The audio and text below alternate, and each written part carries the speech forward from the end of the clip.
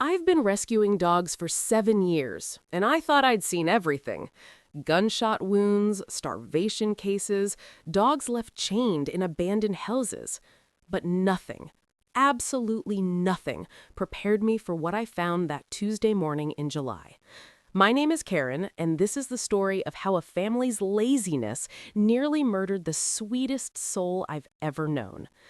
It was 6:45 a.m. when I pulled into the shelter parking lot, my coffee still steaming in the cup holder. The sun was already brutal, that kind of relentless heat that makes asphalt shimmer and promises a scorcher by noon. I noticed the U-Haul box immediately. Someone had left it right by the front gate, sealed with what looked like half a roll of heavy-duty duct tape, sitting there baking in the sun like some kind of sick gift nobody wanted to open. My stomach dropped. In this line of work, boxes left at dawn are never good news. I grabbed my utility knife from the glove compartment and approached slowly. The closer I got, the more my instinct screamed at me to turn around. There was a smell, faint at first, then growing stronger with each step. It wasn't the usual urine or feces smell we're used to at the shelter. This was different, sweeter, sickening. The kind of smell that tells you something is dying or already dead. My hand shook as I sliced through the tape.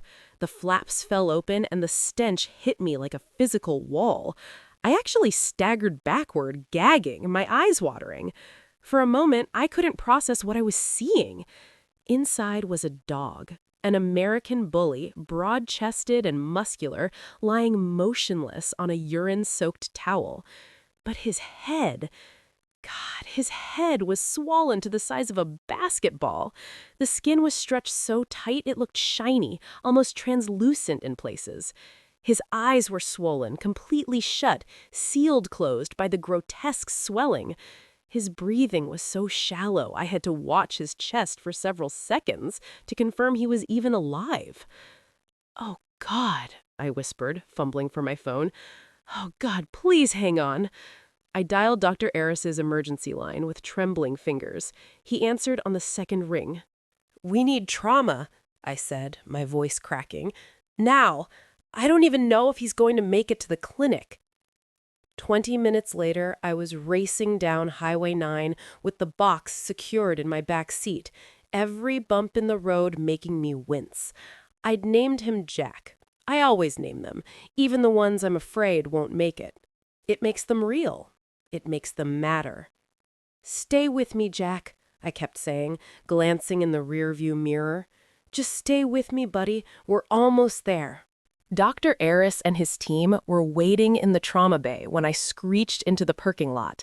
They lifted Jack out carefully, and I saw the shock register on their faces.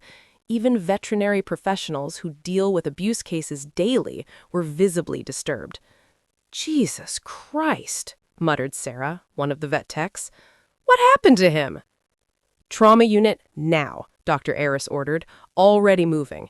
"Karen, I need you to tell me everything you know." "Nothing," I said, following them inside. "Just found him in a box. He was left at the shelter this morning." They transferred Jack to the examination table under the harsh fluorescent lights. That's when I got my first real look at him, and I had to grip the edge of the counter to steady myself. The swelling extended from his ears down to his jowls. The skin around his neck was discolored, patches of angry red mixed with areas that looked purple and mottled. When Sarah tried to place her fingers on Jack's leg to find a vein, Jack let out a sound I'll never forget. A gurgling scream that wasn't quite a bark, wasn't quite a howl. It was the sound of agony. "Temperature is 105.2, Sarah called out, pulling the thermometer back. "He's burning up." "Signs of septic shock," Dr. Eris said grimly, examining Jack's gums. They were pale gray instead of healthy pink. "His veins are collapsing. Sarah, we need a cut-down IV. I can't get a peripheral line in this condition." I watched, feeling helpless as they worked frantically. Sarah made a small incision in Jack's front leg to access a vein directly, a procedure they only use when a dog is in such bad shape that normal IV placement is impossible. Jack barely reacted. That scared me more than the screaming had. It meant he was shutting down. Karen, I need you to step back, Dr. Aris said, not looking up from his work. This is going to get intense. No, I said firmly. I'm staying. He glanced at me, nodded once, then returned to Jack. He's in septic shock, which means there's a massive infection somewhere in his body. His immune system is so overwhelmed that it's attacking his own organs. We need to find the source, and fast, or we're going to lose him. The smell was even more overpowering in the enclosed examination room. I'd initially thought Jack had been used in dogfighting. The damage looked that severe. But Dr. Aris was shaking his head as he carefully palpated around Jack's head. This isn't bite trauma, he said quietly. The swelling is too uniform, too concentrated in one area. And that smell? He leaned closer, his expression darkening. That's necrosis, rotting tissue. My stomach turned. What does that mean? It means, Dr. Aris said, reaching for his clippers, that we're not dealing with an attack. We're dealing with neglect. Severe, criminal neglect. Dr. Aris began shaving the swollen area around Jack's head with careful, precise movements. As the matted fur fell away, I could see the skin beneath was a nightmare of colors. Red, purple, black. When he reached the area behind Jack's right ear, he paused. There, he said, pointing with his gloved finger. See that? I leaned closer, though the smell made my eyes water. There was a rupture in the skin, about the size of a quarter, oozing a thick, yellow-green discharge. What is it? I asked. Dr. Aris's jaw tightened. It's an abscess, a ruptured abscess from a severe ear infection. He grabbed a syringe and began carefully draining the wound. The amount of pus that came out was horrifying, easily half a cup of thick, putrid fluid. I don't understand, I said. How does an ear infection do this? Dr. Aris looked at me, and I saw real anger in his eyes. Not at me, but at whoever had done this to Jack. Let me explain, he said, because this is important, and because I want you to understand just how preventable this was. He walked over to the supply cabinet and pulled out a small bottle of ear drops, holding it up so I could see the price tag still attached. $18.99. This, he said, is all it would have taken. 6 months ago, maybe even a year ago, Jack started getting an ear infection, probably otitis externa, a simple yeast or bacterial infection in the outer ear canal. It's incredibly common in dogs with floppy ears. Bulldogs, bullies, labs, spaniels, any breed where the ear canal doesn't get good air circulation. He set the bottle down and returned to Jack, gently lifting what remained of the swollen ear flap. Stage 1 is simple. The dog starts shaking his head or scratching at his ear because it itches. You might notice a smell, like bread dough or sour milk. That's the yeast growing. At this stage, you clean the ear and apply these drops twice a day for a week. Cost? $20. Problem solved. But nobody treated it, I said quietly. No, Dr. Aris agreed, his voice hard.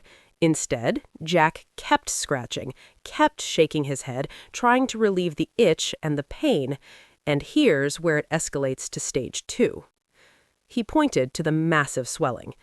When a dog shakes their head violently and repeatedly, the blood vessels inside the ear flap can burst. Blood pools between the skin and the cartilage, creating what we call an oral hematoma. The ear flap swells up like a water balloon. It's painful, but it's still fixable. We drain it, maybe put in a few sutures to prevent it from refilling, and give some anti-inflammatories. We're talking a few $100s at most. I looked at Jack's ruined ear and felt rage building in my chest. They didn't do that either? No, Dr. Aris said. They let it rupture. And when it ruptured, the infection that was already in the ear canal had a direct route to the outside. But here's the real tragedy. By this point, we're at stage 3. The chronic inflammation has caused the ear canal itself to calcify. It literally closes up, trapping the infection inside. The bacteria multiply in that warm, moist, sealed environment. The smell becomes unbearable. This is when most people finally bring their dog in, but it requires major surgery now, a procedure called total ear canal ablation. We're talking thousands of dollars. And Jack's owners? I asked, though I already knew the answer. They waited until stage 4, Dr. Aris said flatly. The infection was so severe, trapped in that sealed canal, that it ate through the cartilage and bone.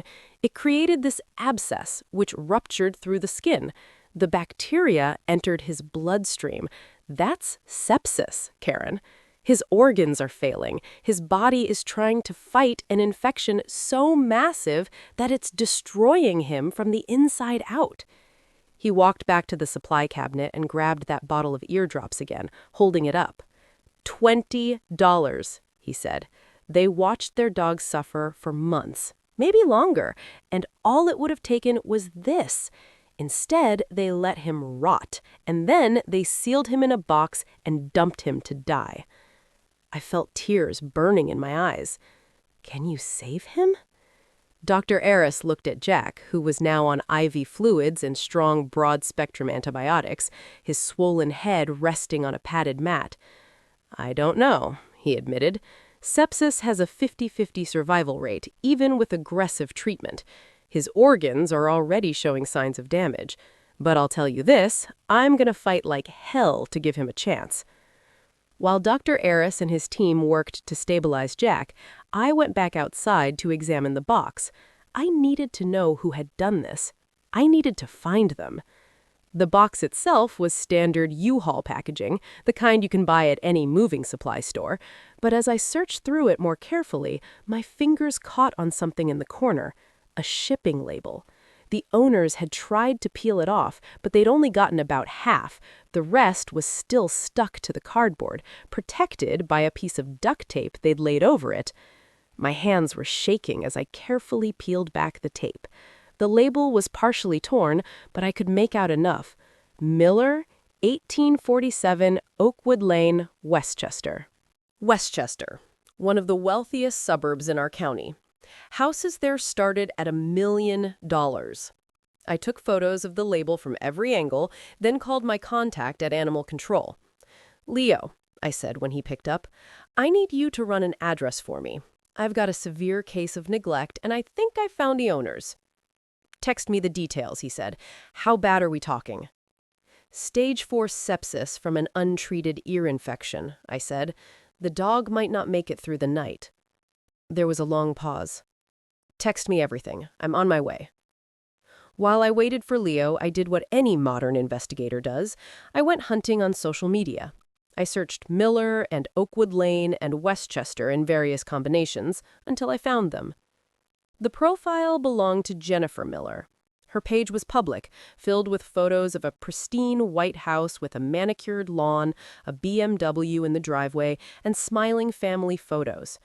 I scrolled through, looking for any sign of Jack. And then I found it. A photo from 18 months ago. Jack, younger, healthy, his coat gleaming, sitting in their backyard next to a little girl, maybe 7 years old. The caption read, Rosie's 8th birthday present. She's so in love with her new puppy. I kept scrolling, watching Jack appear less and less frequently in photos. 6 months ago, there was one distant shot of him in the background, and I could see even then that something was wrong. His head was tilted to one side, and he looked uncomfortable. Then, nothing. Not a single photo of Jack for 6 months. Until yesterday. The post was a video, actually. Jennifer Miller in her gleaming white kitchen holding a tiny golden doodle puppy. The puppy was adorable, fluffy, clean, bouncing with energy. Finally got a clean dog, Jennifer said in the video, laughing as the puppy licked her face. No more smells. Rosie is over the moon. Say hi, princess. The puppy yapped happily. The video had 147 likes and dozens of comments. So cute. She's perfect. You deserve a good dog after everything. I watched that video 3 times, feeling something cold and hard settling in my chest. They hadn't dumped Jack because they couldn't afford to treat him. They'd dumped him because he was inconvenient, because he smelled, because he wasn't perfect anymore. They had money. They had $1 million house and a luxury car and now a designer puppy. They could have saved Jack with a fraction of what that golden doodle cost them. They just didn't want to. I forwarded everything to Leo and texted him. They replaced him. They had the money to save him, and they threw him away like garbage. His response was immediate. Building the case now. This is criminal neglect. We'll nail them. I spent the rest of that day at the clinic, refusing to leave Jack's side. Dr. Aris had managed to stabilize him enough to move him from the trauma unit to the ICU kennel, where he could be monitored constantly. Jack was on IV antibiotics, IV fluids, and pain medication. The swelling had gone down slightly, enough that we could see the actual shape of his head again, but he was far from safe. You should go home, Sarah told me around 8 that evening. Get some sleep. We'll call you if anything changes. I'm staying, I said. She didn't argue. She knew me well enough by now to know it wouldn't do any good. I pulled up a chair next to Jack's kennel and just watched him breathe. Every breath was a victory. Every moment his heart kept beating was a miracle. Around midnight, Jack stirred. His eyes were still swollen shut, but his head moved slightly, turning toward me as if he could sense my presence. Hey, buddy, I said softly. I'm right here. He let out a low, rumbling growl. It wasn't aggressive, it was fear. Pure, bone-deep terror. Every human who had touched him recently had caused him pain. The owners who neglected him, the people who shoved him in that box, even our medical team, though we were helping him, had to cause pain to save his life. He had no reason to trust any of us. I know, I whispered. I know it hurts. I know you're scared. But I promise you, Jack, I promise I'm not going to hurt you. I'm just going to sit here. You don't have to do anything. Just rest. I started reading to him. It sounds ridiculous, I know, but I've learned over the years that dogs respond to calm, steady voices. I read him an article from a magazine Sarah had left lying around, something about gardening tips. It didn't matter what the words were, it was the tone that counted. After about an hour, Jack's breathing changed. The tension in his body eased slightly. He was still terrified, still in pain, but maybe, just maybe, he was starting to understand that this human was different. I reached out slowly, telegraphing my movement, and gently placed my hand on the floor of his kennel, palm up, not touching him. This is as close as I'll get. Unless you want me closer. It's your choice, Jack. We stayed like that for another hour. Me, with my hand resting on the floor. Jack lying perfectly still, his breathing shallow but steady. And then, so slowly I almost missed it, Jack shifted his head. Just an inch, just enough to bring his nose closer to my hand. He sniffed once, twice. And then his tongue, rough and dry from dehydration, touched my palm. It was the smallest gesture, but in that moment, I felt my heart crack wide open. "I've got you," I whispered, tears streaming down my face. "I've got you, buddy. You're safe now. I swear to God you're safe." On the third night, everything went wrong. I'd gone home briefly to shower and change clothes, promising Jack I'd be back in 2 hours. Dr. Aris had assured me Jack was stable, that the antibiotics were working, that we were seeing real improvement. I was 40 minutes away when my phone rang. "Karen," it was Dr. Aris, and his voice was tight with controlled panic. "Get back here now." I didn't ask questions. I just drove, my heart pounding so hard I could feel it in my throat. I made it back in 23 minutes, a drive that should have taken 40. When I burst through the clinic doors, I could hear the chaos, alarms beeping, people shouting medical jargon, the sound of equipment being moved frantically. "Karen!" Sarah grabbed my arm. "He threw a clot. It went to his lungs. He's in cardiac arrest." The world tilted.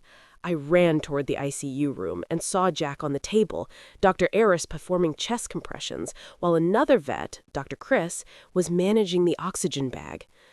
"Come on, Jack," Dr. Aris was saying through gritted teeth, pumping rhythmically on Jack's chest. "Don't you dare give up. Come on."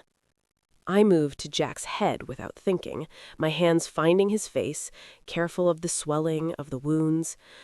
"Jack," I said, leaning close to his ear, the ear that could still hear, that might still be processing sound even as his body shut down. "Jack, please, please stay with me. You can't leave yet. You can't. I need you to fight. Just a little longer, please." Dr. Aris kept compressions. 30 seconds. A minute. 2 minutes. "Karen," he said quietly, "I don't think—" "No," I said fiercely. "Don't stop. Please don't stop." He looked at me, and I saw the exhaustion in his eyes, the grief, but he kept going. 3 minutes. And then I felt it, the slightest movement beneath my hands, a muscle twitch, a breath. "Wait," said Dr. Chris, staring at the monitor. "Wait, I've got something." The heart monitor, which had been showing that terrible flat line, suddenly showed a blip, then another. "He's back," Dr. Aris said, his voice cracked with relief and disbelief. "Jesus Christ, he's back! Sarah, I need—" He started rattling off orders, but I wasn't listening. I was staring at Jack, at the rise and fall of his chest, at the precious beep, beep, beep of his heart monitor. At that moment, with my hand still cradling his scarred face, I made a decision, a promise. If you survive this, you're coming home with me. You're my dog now. I won't let anyone fail you ever again. Jack survived the night, and the next night, and the night after that. On day 5, the swelling had reduced enough that he could finally open his eyes, or rather his left eye. The right side was too damaged. I was sitting in my usual spot next to his kennel, reading to him from a mystery novel I'd picked up at a thrift store, when I noticed him moving. His head turned toward me, and then, slowly, painfully, his left eye cracked open. It was cloudy from the medication and the inflammation, but he could see. He was looking directly at me. "Hey," I whispered, afraid to move, afraid to break the moment. "Hey, Jack. Welcome back, buddy." He blinked once, twice, and then his mouth opened slightly, and he let out a sound I'd never heard from him before.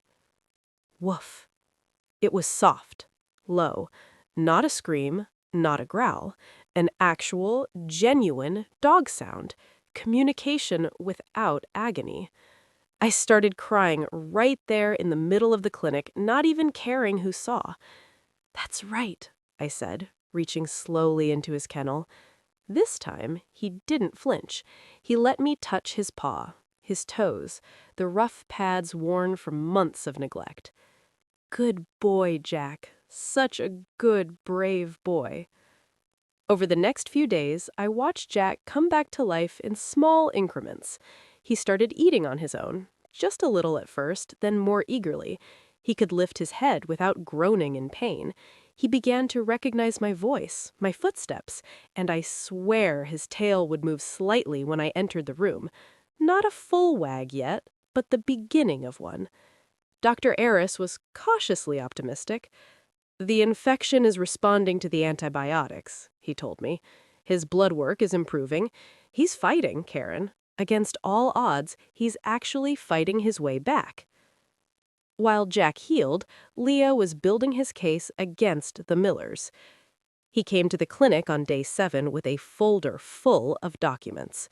"I wanted to show you this before we file," he said, spreading papers across the table in the consultation room. There were printouts of the social media posts I'd found, the shipping label, and, most damningly, the veterinary report Dr. Aris had prepared. It was 10 pages long, documenting every stage of Jack's neglect with clinical precision and horrifying detail. "This is criminal animal cruelty," Leo explained. We can prove that Jack's condition resulted from willful neglect over an extended period. We have evidence they had the financial means to provide care. We have evidence they replaced him with another dog instead of treating him. And we have photographic documentation showing they were aware of his deteriorating condition but chose to do nothing. What are they saying? I asked. Leo's expression darkened.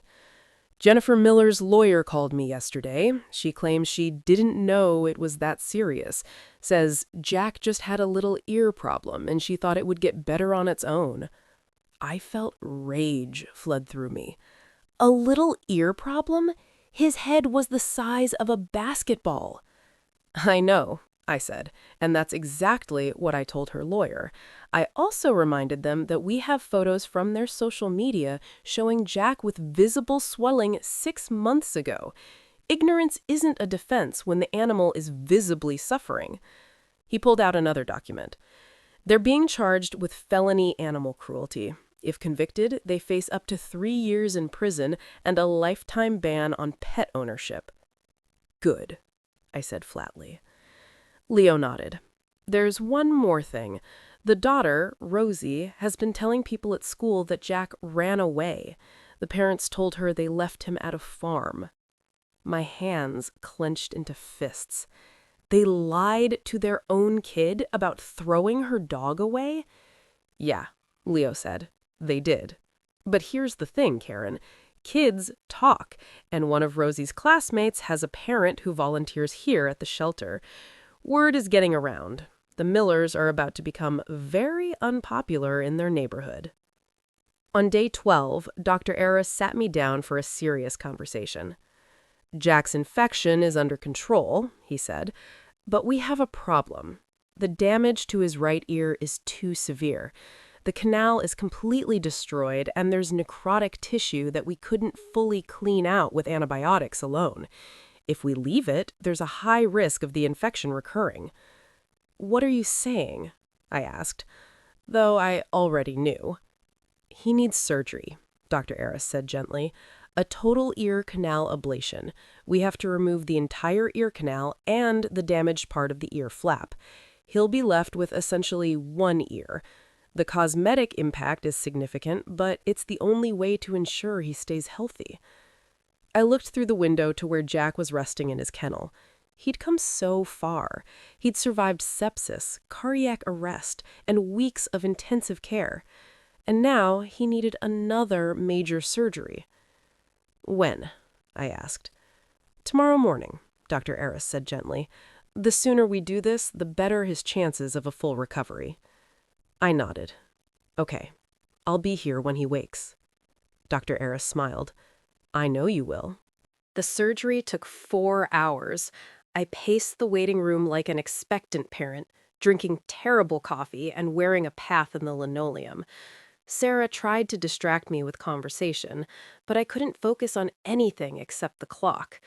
Finally, Dr. Aris emerged, still in his surgical scrubs. He did great, he said immediately, seeing the panic on my face. The surgery went perfectly. We removed all the damaged tissue. He's in recovery now. Can I see him? Give us 30 minutes to get him settled, then yes. Those 30 minutes felt like 30 hours. But finally, Sarah came to get me. Jack was lying on a padded mat in the recovery area, his head wrapped in bandages. The right side of his head looked so different now, flat where the ear used to be, the bandages stark white against his brindle coat. But he was breathing steadily, and when I knelt beside him and whispered his name, his left eye cracked open. "Hey, warrior," I said softly, taking his paw in my hand. "You did it. The hard part's over now. You're going to be okay." His tail moved. Just a little. Just enough. A wag. A real wag. 3 weeks later, I stood in the clinic lobby with a leash in one hand and adoption papers in the other. Jack sat beside me, his head tilted slightly to the left to compensate for his missing ear. The bandages were gone now, revealing the surgical scar, a clean line where his right ear used to be. He looked like exactly what he was, a battle-scarred warrior who'd survived the impossible. Dr. Eris came out to say goodbye, crouching down to Jack's level. "You take care of your mom," he told Jack seriously. "She fought for you. You make sure you return the favor." Jack's tail wagged. We drove home in my car, a journey Jack had never taken before, at least not to somewhere he'd be loved. I'd set up my apartment for him over the past week. An orthopedic dog bed in the corner of my bedroom, stainless steel food and water bowls, toys, even though I wasn't sure if he'd know what to do with them. When we walked through my door, Jack stopped in the entryway, sniffing cautiously. "It's okay," I told him. "This is home now. Your home." He took a few tentative steps inside, exploring slowly. He sniffed the couch, the coffee table, the corner where I'd set up his bed. Then he turned to look at me, as if asking permission. "Anywhere you want. This whole place is yours." That night, I was sitting on my bed, reading before sleep, when I felt the mattress shift. Jack had climbed up, slowly, carefully, mindful of his healing body, and was settling next to me with a heavy sigh. "Hey," I said, looking down at him. "Are you sure about this? You've got a perfectly good bed over there." He responded by resting his head on my leg. I set my book aside and gently stroked his scarred head, feeling the places where fur was slowly growing back over healed wounds. "The Millers said you were too smelly to keep," I whispered. "Too inconvenient, too broken." Jack's tail thumped against the blanket. "They were wrong about you," I said. "You're not broken. You're the strongest, bravest dog I've ever met. And you're not too anything. You're exactly perfect." Within minutes, Jack was snoring, loud, rattling snores that would probably keep me awake half the night. I didn't care. Those snores were the sound of survival, of second chances, of a dog who should have died in a box in the parking lot, but instead was sleeping safely in a bed that would always be his. The Millers pleaded guilty to felony animal cruelty.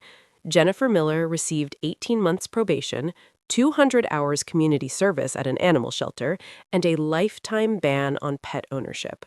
Her husband received the same. They paid $8,000 in restitution for Jack's medical care. The Golden Doodle puppy was seized and rehomed to a family who actually understood what pet ownership means. Rosie, their daughter, learned the truth. According to the social worker assigned to the case, she was devastated, but also old enough to understand that what her parents did was wrong. Last I heard, she volunteers at a local animal shelter on weekends.